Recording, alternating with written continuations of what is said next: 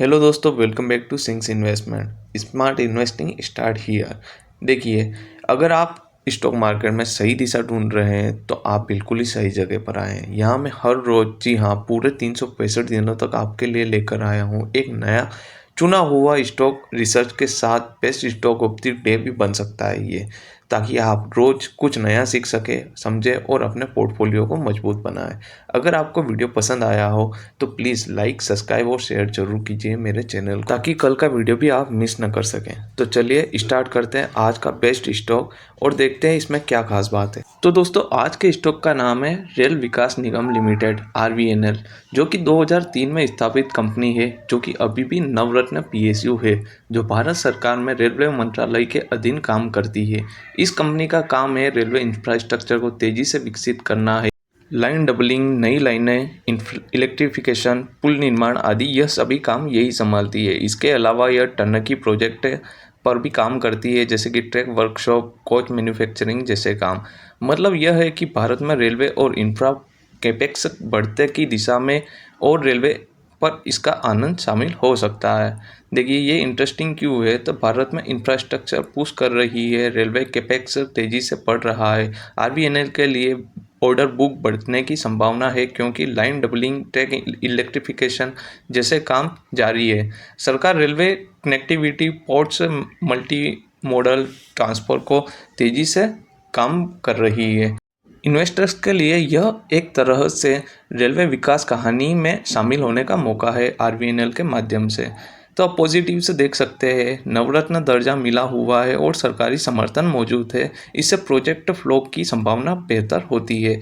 इससे पहले कि बड़े बड़े रेल प्रोजेक्ट सफल तरीके से चलाए गए हैं, भरोसा देने लायक ट्रैक रिकॉर्ड है।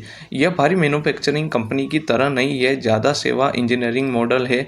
इससे पूंजी लागत कम हो सकता है। नई लाइनें, डबलिंग, इंफ्रास्ट्रक्चर, वर्कशॉप सभी में एक्टिव है, यानी सब कुछ अवसर पर इसको संभाल सकती है। कि रिस्क भी देखना जरूरी है।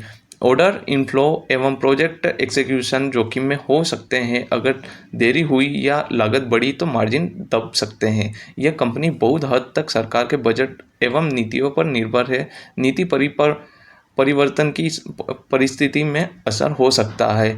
मार्केट में शायद कुछ बढ़ोतरी को पहले से आंक लिया जाता है। यदि ट्रिगर्स स्लो हुए तो बढ़ोतरी शामिल हो सकती है। देखिए, अब कुछ यहाँ पे फाइनेंशियल स्नैपशॉट की बात करें तो कंपनी 2003 में स्थापित हुई थी, मुख्यालय दिल्ली में है।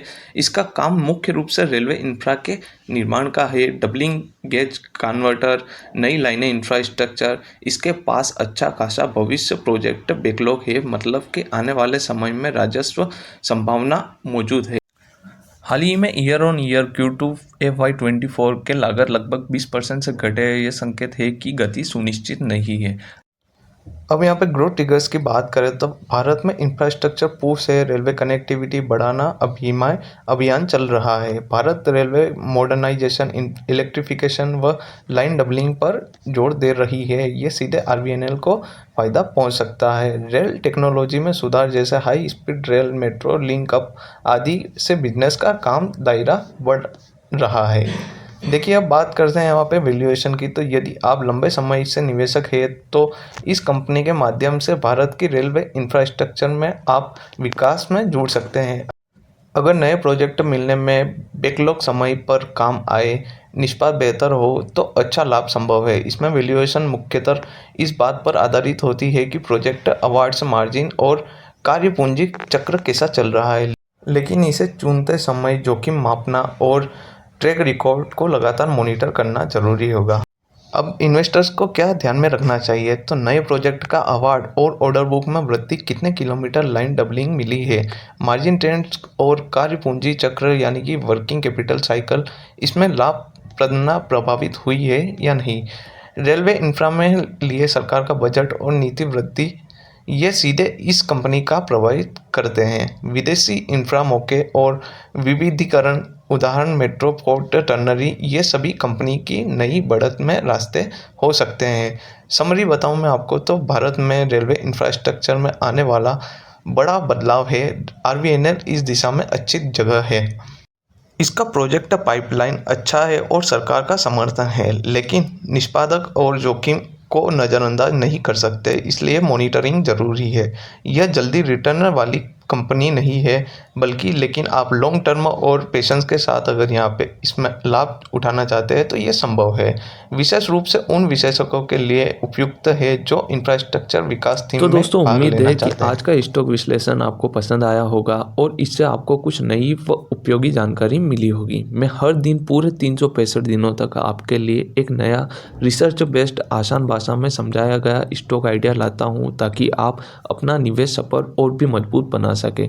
अगर आपको यह वीडियो थोड़ा भी पसंद आया हो और वैल्यू मिला हो तो प्लीज़ लाइक ज़रूर करें, कमेंट में बताएं कि आज का स्टॉक कैसा लगा हो और सब्सक्राइब करें सिंस इन्वेस्टमेंट को, ताकि कल का बेस्ट स्टॉक भी आपको सबसे पहले आप तक पहुंच सके।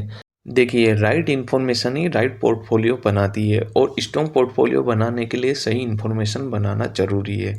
तो उसी के लिए आप सब्सक्राइब जरूर कर रखें। मिलते हैं कल फिर एक नए बेस्ट स्टॉक के साथ। Thank you.